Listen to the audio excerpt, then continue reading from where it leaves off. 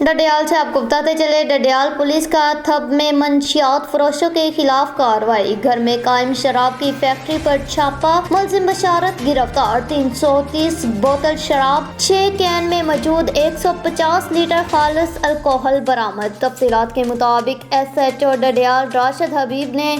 A S I عمر صغیر، تفتیشی افسر محسن رضا، D F C نصیب احمد، طاہر عباس، ملک نوید محمود، راجہ نصیر خان، احتشام حسین، محمد فیاض، محمد عرفان، ندیم اختر کے ڈڈیال کے نواحی علاقے تھب میں ایک گھر میں قائم شراب کی فیکٹری میں چھاپہ مار کر ملزم بشارت حسین ولد محمد نجیب کو گرفتار کر کے 330 بوتل شراب، 6 کین میں موجود 150 لیٹر خالص الکوہل جس سے